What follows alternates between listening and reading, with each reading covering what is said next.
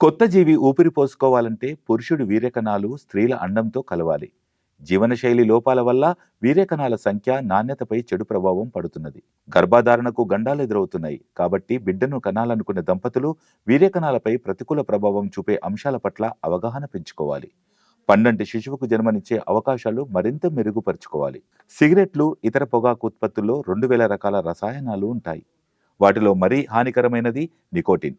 ధూమపానం వీర్యకణాల చలనాన్ని తగ్గించి వేస్తుంది. దీంతో కొన్ని వీర్యకణాలు మాత్రమే అండాన్ని చేరుకుంటాయి. అలా పురుషుల్లో ధూమపానం స్త్రీలకు మాతృత్వాన్ని దూరం చేస్తుంది. అంతేకాదు, వీర్యంలో డిఎన్ఏకు హాని చేస్తుంది. దీంతో గర్భధారణ ఓ సమస్యగా మారుతుంది. మద్యపానంతో కూడా ఇవే సమస్యలు తలెత్తుతాయి. పైగా వీర్యకణాల సంఖ్య తగ్గుతుంది. కాబట్టి సంతానాన్ని కోరుకునే వాళ్ళు ధూమపానం, మద్యపానానికి దూరంగా ఉండాలి. వీర్యకణాల నాణ్యత మీద ఊబకాయం తీవ్ర ప్రభావం చూపుతుంది. ఈ సమస్య ఫలితంగా హార్మోన్ల అసమతుల్యత ఏర్పడుతుంది. ముఖ్యంగా ఈస్ట్రోజన్, టెస్టోస్టిరాన్ హార్మోన్ల నిష్పత్తి మీద దెబ్బపడుతుంది. అధిక బరువు సమస్య వృషణాల చుట్టూ ఉష్ణాన్ని అధికం చేస్తుంది. దీంతో వీర్యకణాల సంఖ్య, నాణ్యత రెండూ కూడా పడిపోతాయి. ఎక్కువ కాలం పాటు ల్యాప్టాప్ వాడడం, నిత్యం టైట్ ప్యాంట్లు ధరించడం వల్ల వృషణాలు అధిక వేడికి గురవుతాయి. ఇది వీర్యకణాల ఆరోగ్యాన్ని దెబ్బతీస్తుంది. వాటి సంఖ్య, నాణ్యత తగ్గిపోతుంది. కాబట్టి వృషణాల మీద ఒత్తిడి పడకుండా చూసుకోవాలి.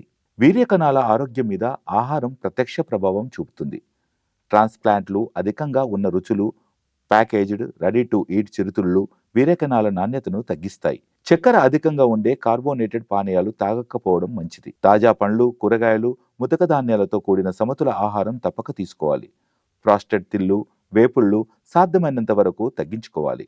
వీర్యకణాల ఆరోగ్యానికి కనీసం 8 గంటల నిద్ర అవసరం. క్రమబద్ధమైన నిద్ర అలవాటు లేకపోవడం, శారీరక శ్రమ కరువైపోవడం తదితర కారణాలు జీవన చక్రాన్ని దెబ్బతీస్తాయి.